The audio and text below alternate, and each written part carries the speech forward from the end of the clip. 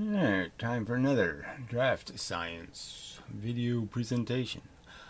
Basically a response video to Franklin Who, but more extra, so I figured I'd make a real video because it's an interesting subject. So I'll try to get to it as soon as possible and blah blah blah blah blah. Anyway, so anybody new to this channel, they really should go to the website or use the links inside of YouTube to get to the playlist, the subject playlist, and the last three videos, the what is energy, what is gravity, and what is a photon. Because it really, those three videos cover the basics of the core ideas being argued and such. Alright, so the subject is electromagnetic radiation. Now we're stuck with this word that they've imposed on the phenomenon, and I would say it's not very accurate, because what it is really the spectrum of heat. It's the heat spectrum in the universe. Well, that isn't very useful. Thank you. It does that sometimes. The camera has a bit of an obsession, but anyway, you know. Anyway, where was I? Alright, electromagnetic radiation, see, so it's really just all heat. Now we call the infrared spectrum part, we call that something, we call that heat. And then we call everything else something else, light and x-rays and all this stuff and radio waves. But it's really all just some form or another of what will eventually be heat, which is an imbalance in temperature, right? It's an imbalance, a change in how you're getting jostled. And that's really all heat is. Heat is just movement. So to even simplify it further, and so heat is just action in the universe. If there's no action, then it's cold and nothing moves and nothing happens. And as soon as something happens, then there's action and there's movement and there's change, and the heat is so, heat is just kind of a density argument. You could just say the whole thing is just sitting here very quiet, nothing moves. Then if I start moving things around, okay, that means this fella has to move over here, and this one has to move over, its implication is that it causes all this other stuff to have to get messed up. And that's basically, heat is just creating some sort of noise in the system. So electromagnetic radiation is just a form of this signature that's left in this environment that just, it basically, you have this very consistent environment of dot dot dot dot dot dot dot dot. And all you're really just saying is I'm going to compress these four over here into this, you see, and then you have nothing, and then you have something, and then so that's just a little signature that's left in the field of compressions, okay?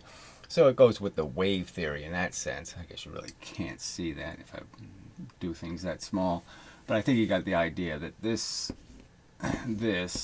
okay, can be the native state. And what you're going to do is change it into this. Alright, and so that's a new state. Okay, and these two states can be distinguished. I can create an instrument, that can detect this. Okay, and it can filter it out of this. You can just key on that thing and say, I want to just detect whenever it looks like this, I'll detect it. Let me give this a number like 500 megahertz nanometers or something, and that's what we say that's the wavelength, but it's really just a distance between a compression in this field of stuff. Now, I don't think it's an ether. I wouldn't call it an ether. I think it's just kind of a silly word. But whatever you want to call it, it is, the universe is full of stuff called force and stuff called matter. And the two are different. I'm saying the matter already has innate energy, and that's why this whole thing gets active, is because the energy starts in the field, in the force. It doesn't start in the matter. The matter is just moved around by it. Alright, so let's get to the antenna stuff. So here's an antenna. Now, as I pointed out in the conversation with Franklin, we have two choices. If we want to let this antenna send a signal, I can heat it directly. I can just melt it. Alright, and we know as it melts, it's going to give off a ton of this radiation. But what's the radiation? Well, the argument is the radiation is just changing stuff that was spaced this way into stuff spaced this way, where That's all I've done. That's radiating differently. It's not like there's more of it. There's just it's a different signature in the radiation, in the field. And that's what this heat is doing, right? So I can melt the antenna, and the atoms themselves will all pop in some way. You could just think of them as popping. You know, there's pop, pop, like popcorn, and they'll give off something when they do this popcorning thing. That sort of just means they're going to move into the field. They're going to take stuff that's this way, and they're going to turn it into stuff that's this way, right? Okay, so that's what they're going to do by just popping. And that'll give us all kinds of colors of light. Depending on the atoms, I'll get different colors of light. And it's really just heat. It's just really transforming if it was perfectly cold, into something that has a more interesting pattern. So it's just taking the standard pattern, and it's just making it a different pattern. All right, and so I can melt an antenna and create pattern, a bunch of pattern being created because the atoms all pop a certain way. Essentially what I'm arguing is electrons move, and when they move, they push, compress the energy. All the energy in this whole field, my hand will collect if I move it fast enough. See all this reflective. I reflect here, I reflect here, I reflect here, I reflect here. As I push my hand, I take all those reflections and compress them into a much smaller space. If I move the speed of light, I would actually collect every single bit of the energy, and I'd have it all in one little thin layer right in front of my hand. And as soon as my hand stopped, that layer would bang into you. But anyway, and the inverse is happening on the other side. The hand moving away from you. If I move it fast enough away from you, it disappears altogether. Can't even see it. No reflections.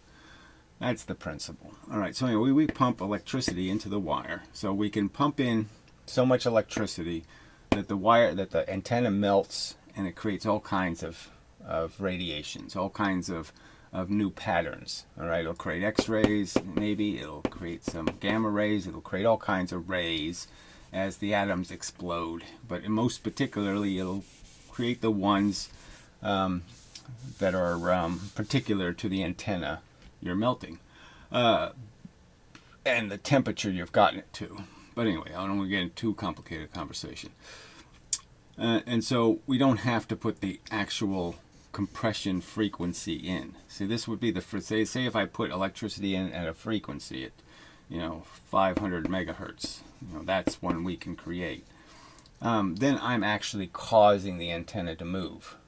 Where if I melt it, I just shove in a bunch of amperage and melt the antenna, right, then I'm going to create the atoms exploding, and they'll create much higher frequencies, high gigahertz. And so you can sort of see that there is a cutoff somewhere in the microwave range is where we stop creating the frequency. When you want to make white microwaves, you're not really putting the microwave frequency in. You're really relying on some other little gimmick, like a diode, to switch on and off really fast. And the diode switching on and off really fast is what's causing the electrons to pop out, pop out, pop out, make a compression, okay? And so that's creating the signal. So you're not really pumping the actual frequency in, you're just causing something else, some other device, okay, to oscillate, really fast. So you don't have much control over how the wave looks or anything else. So what Franklin's arguing is he's trying to find a test to prove that it can't be particles, that it has to be ether, or it has to be waves in something.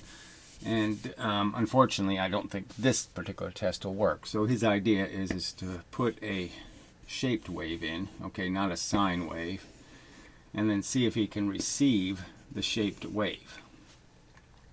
So, and the theory would be, let me see if I can think of how the theory works, is that he can put a shaped wave in and then receive a shaped wave over here.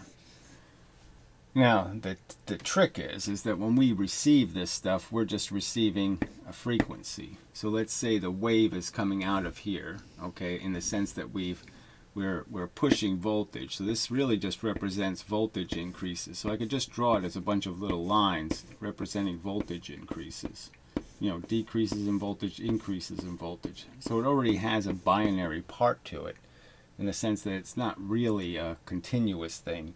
it's any one moment in the antenna there's going to be a certain amount of pressure. I'm going to put more pressure in, I'm going to take less pressure, more pressure, less pressure. But I'm doing it more than just the pattern here. I'm doing it inside the pattern. I'm changing the voltages. And so it really doesn't get to the core issue in substance. And so what I'm arguing, so we're trying to figure out if there's some way to detect the difference between a wave theory and a particle theory through these tests. Now, the first thing I would say is that proximity is everything, in the sense that if you want to detect the signature, the heat signature, that's one thing you can detect, or you can just detect the raw heat. So if, in theory, I can just make this thing hot, I can melt it, and then that'll make this antenna hot and start melting it, and I'll get the signal back. You get that understanding that there's two ways that we do this. Now, the stuff that we catch over long distances, we catch because we are very sensitive to the pattern. So we're picking up a very specific pattern, and that's why the signal can be really, really weak, because we're just looking for the pattern, and so we can pull it out of all the noise. But in this case, where they're close, you can't pull it out of all the noise, and you're just really just saying what's its absolute amount of energy that it's throwing at you. So you're losing the idea of pattern, and you're just saying how many little bits are hitting me from this. And the number of little bits is going to be completely dependent on how much voltage you put in. So there's some good reason to believe if you're close enough you can see the pattern, because you're basically just saying, I'm going to be a thermometer and I'm just going to test its temperature in some gross way. Well, what's the total amount of compressions, not what specific kinds I received. I'm just going to be measuring the gross electricity in the air, so to speak, the gross number of packets that are compressed, bits that are compressed, because the compressed ones cause damage to the atoms, the spaced ones don't. So the universe is essentially used to the spaced ones, like we're used to gravity. We evolved in it. And we can, our bodies would be sensitive to the things that are not gravity, okay, because we haven't been, built to live in that. And the same thing's true for all these atoms. All the atoms are insensitive, okay, to the normal pressure, and they're highly sensitive to some of these abnormal pressures, especially some molecules. You hit them with microwaves and they go insane. You hit them with the infrared or visible light and they don't care. Even though one's supposed to be more intense than the other, it's not the one they're specifically sensitive to. All right, so back to the argument. So my argument is when we say we're pumping electrons, we're pumping voltage, what we're really doing is we are pumping electrons. But the electrons, I guess I'll make the electron much bigger. Okay, so we're pushing electrons into the wire. But the trick is there's something actually pushing the electron. The electron isn't by itself. It's got this energy, this compressed energy is actually pushing it. It's actually behind it, pushing it. So this is the force here, right? That's pushing the electron. The electron isn't moving because it wants to. It's moving because it's forced to. So the force is what we're pushing into the antenna. And the goal is to get the force to come out of the antenna this way. And if you looked at it, if you looked at the antenna as a on an edge, from the top down, it's actually coming out like magnetism. It's coming out, if I can, I'll just pick up another color. It's actually coming out of the side like this as the two forces that I'm arguing exist that create magnetism. But the idea is that there's a magnetic field coming out of the sides of the antenna in this kind of fashion. So the energy is coming out of the antenna this way, all the way up the antenna. As much as the antenna as it can use, actually. I mean, it can only use a certain portion of the antenna because the signal has to go through the antenna basically at the speed of light. You can sort of understand it's going into the antenna, and it can only go as far as it can get at the speed of light. That's about all you can use of the antenna, depending on the frequency you're trying to create. So, the higher the frequency, the smaller the antenna, essentially. And so you could argue that, a microwave needs a 3 centimeter antenna, and visible light only needs a tiny little 500 nanometer antenna. It only needs an antenna as big as the wavelength, the polarization, essentially. And so you can just think of it as, oh yeah, so light is made with little tiny antennas on the surface. The antennas of a little group of atoms, a crystal. And those are the little antennas, and they're all positioned in different ways, and that's why the light comes out polarized in all kinds of directions, is because it's really just about an impulse that spreads in a direction, and how far it goes is that's its antenna length. So you can just understand that it is really all the same stuff. The big radio antenna is just another form of just creating the wavelength, the polarization of the fact that you're going to create a signal, but your signal isn't coming out as just one ray or one clump of this stuff. It's coming out staggered a little bit, and that's the polarization. So when I'm clumping the energy, I'm pointing out that you're really moving more than one electron. I move one electron here, and I move one electron over here, the same distance away. So they're both doing that, and when they do that, they compress the field, okay, and so they're both sending a signal now, okay, so they're both sending a clump, and they're sending the clump at a different time. The electricity comes in, this one sends it first, this one clumped the energy, and so this one clumped it a little bit later based on the speed of light, and obviously those two things would be related to each other. The speed of the force is the speed of light. The speed of the transmission inside the medium is just about the speed of light, and therefore these two clumps will be the speed of light away from each other, depending on that distance, plus away from each other in time. So we'll get rid of this, and so the argument is that it's just a clump, and then you have another clump over here. That's the photon. Okay, you have, this is the polarization, so they're moving parallel in space, all right, and they were created by the movement of an electron. So the electron clumped some force, this one clumped some force, they're at a distance, that's their wavelength, and you can sort of understand they have more than one pairing. So this one's paired with this one's paired with that one, and those would be 3 photons. But they're 3 photons made out of individual bits, essentially, and they'll go to a surface and cause the reverse effect, which is they'll hit atoms, and when it hits the atom, the atom's going to move pressure in a direction, and then they're going to hit it again. So it's going to move pressure in a direction, electrons, and then it's going to hit right behind one of those electrons that's moving, and move that electron even faster, and that's what's going to make the fast motion that's going to compress the field again. So you're basically just saying you're compressing the antenna in this direction, and the mechanism of inside of atoms, you have electrons and protons, and the protons can turn the electron energy, can right turn it, and the proton energy is right turned or left turned by the electrons. And well, anyway, the point is it's easy to convert energy going this way into energy going this way. Atoms do that all the time, and that's what they're going to do in this antenna. They're going to shoot pressure this way, and like an ocean wave, where the pressure goes into the water deep, the projectile shoots in, it pushes the water out, and the water can't compress, and so what does the water do? It goes where it can compress, which is the atmosphere. It can compress the atmosphere. It can compress against gravity.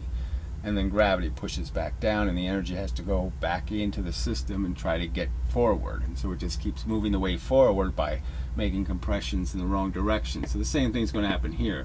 The energy is going to go in this way, but the pressure is going to push electrons this way and this way. And that's going to create your compressions in the field that are going to travel to another antenna to be picked up.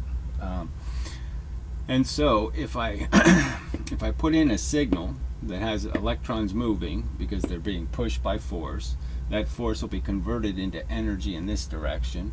It'll end up being compressions in that direction. And so yes, theoretically, all right, if I put in the voltage would be how many of these electrons are and how much pressure. So high voltage would be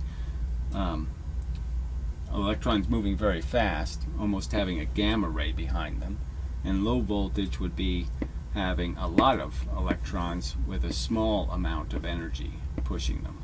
So slower electrons would be more electrons being pushed less aggressively versus one electron being pushed very aggressively would be the difference in voltage.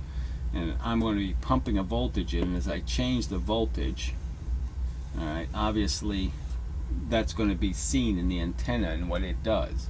So when I have the voltage low, I'm going to create low frequency, likely.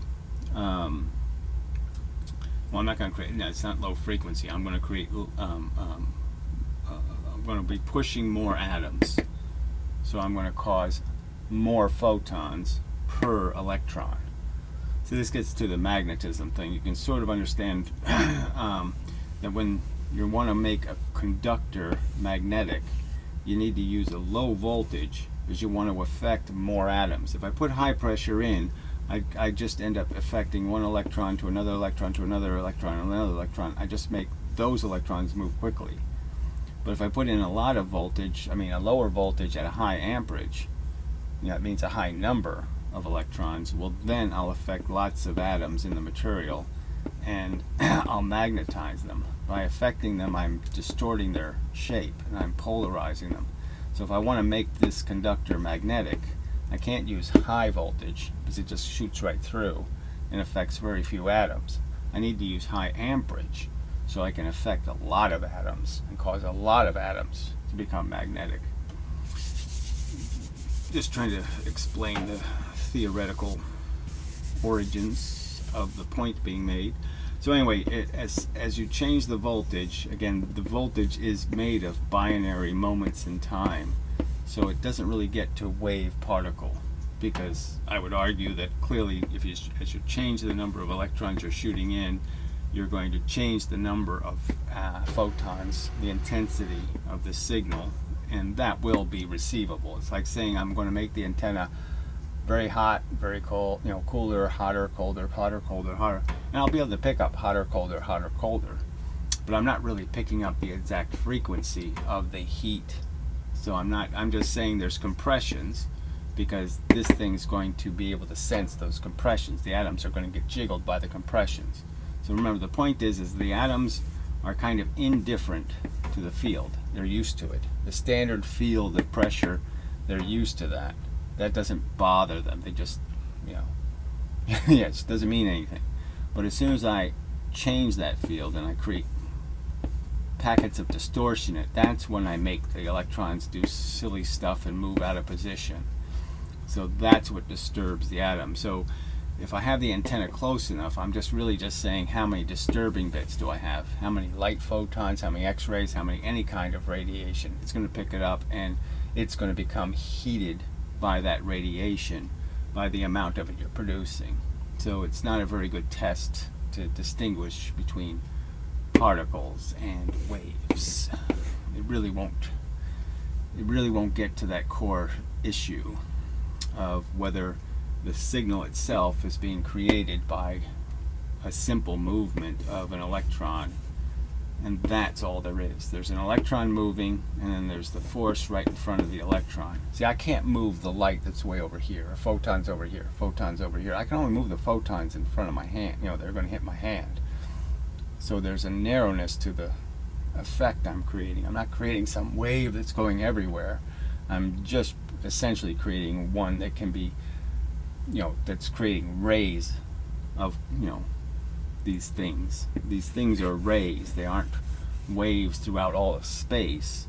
They're just discrete places in space where I have compressed the energy. Yes, they can go at different angles, but they're just compressions. They're just places where stuff that was this far apart is now this far apart, and that's all it is. It's just a change in the field of the energy, but it's not a wave, because none of these bits of energy are at all connected to each other. If one moves, the other ones don't move. If if I had a sequence of these little bits and I pull this one out, these others couldn't care less. Where in atoms, they're bound to each other because they have a whole bunch of this force stuff moving back and forth between them. So if one of them moves, it creates more pressure with the other electrons. So they can't move without affecting each other. That's the difference essentially between a wave, okay, and some other word to describe force on the move, is that the wave phenomenon is basically one dependent on a medium where the atoms have to be in contact with each other. So either you have a pressurized atmosphere, which we have, hugely pressurized by the way, it's a lot of pressure.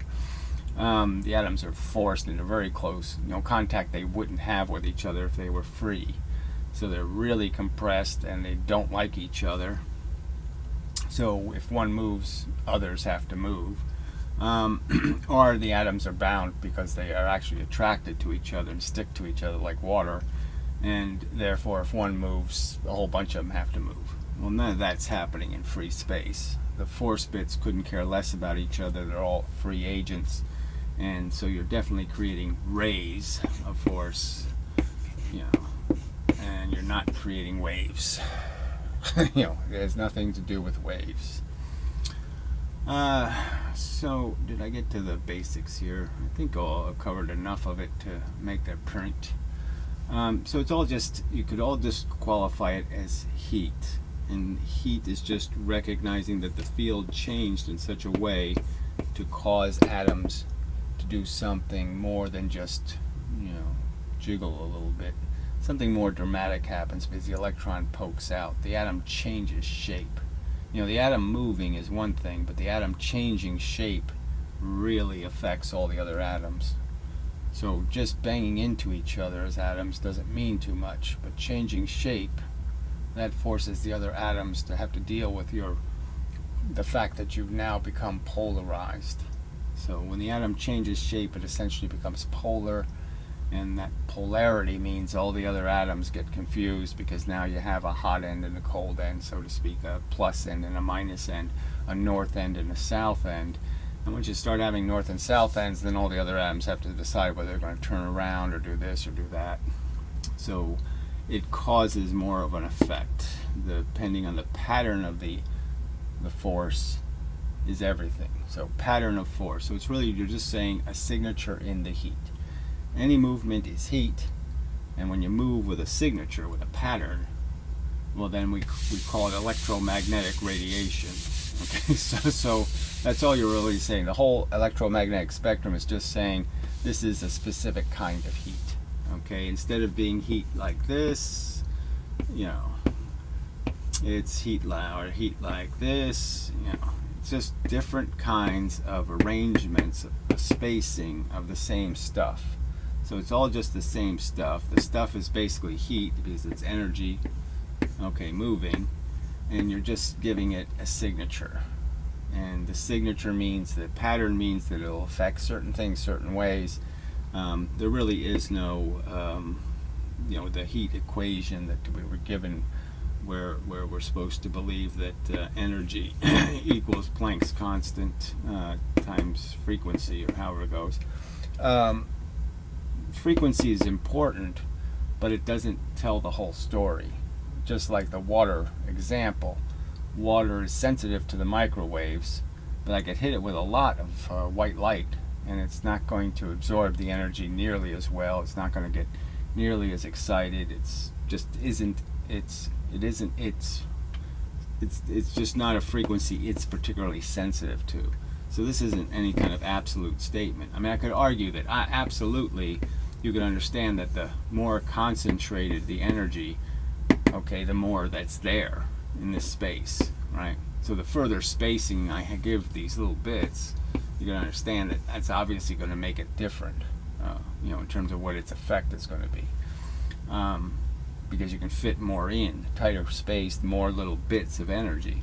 More little bits probably have more capacity to do damage, but there's no real correlation when it comes to the real biology. The real biology cares more about the exact frequency and whether the atom itself is sensitive to it more than, that's more important. The sensitivity, the structure of the atom and its what frequencies will mess it up is more important than this fact. So anyway, I think that's enough. Yeah, I feel like it's enough. It's probably better. Could probably go into it slower and just describe how this works. But I mean, look, the key thing is to understand the universe is full of this stuff moving the speed of light, the magnetism, the light, okay, the gravity, all of that stuff's moving the speed of light, and it's all the same little bits. And all we're really talking about is moving material things where that force reflects off of it, and reflects by moving it also. I mean, for my hand to move, force has to push it. Okay, so there's force pushing something, pushing it into a field of force. So you can think of a fish are behind my hand. They push my hand. Well, my hand pushes a bunch of fish in front of it, and forces them to go the direction my hand was going. But for my hand to stop, there had to be an opposite force to stop it. So when I pushed into all those fish, that slowed me down essentially, and I reflected the fish that were pushing me. They've now reflected. When I hit fish, as I move forward, I start losing my pushing energy, because that starts reflecting. Fish going this way, fish going this way, they both go that way. And so this loses energy, okay, and then it comes, it can get pushed back the other way. And do the same thing to the fish coming this way. But it's always just that. It's if something's moving this way, then it's going to be pushing against energy going this way, and it's going to be reflecting and losing its energy going that way. So when you create these disproportions, they have some durability in the sense that they push and then recreate themselves essentially in the forward direction. So by pushing, this process takes some time to push, and essentially I'm sending the same compression that was pushing, I'm sending it forward. I'm just sending it a little later, because I moved matter, and the matter doesn't move as fast as the fish. There's so many ways to say it, but obviously it has to be said. See, to me it's really obvious. To you it's not so obvious. So I have to try to recreate the circumstance that made it obvious to me in your head. But I mean, it's that simple. You're just in an ocean of energy. And when you move in the energy, you can just sort of, if you move in the fish, you can sort of understand there's a consequence to the fish. And then if you understand you only move because fish pushed you, well, then you really start to get it. The force affects me. I reflect it back differently than it was because I'm moving in it. Yeah. All right. I think that'll do. So we'll call it a video. So till the next time and such, so forth and whatnot. This has been a DraftScience video presentation. Very much.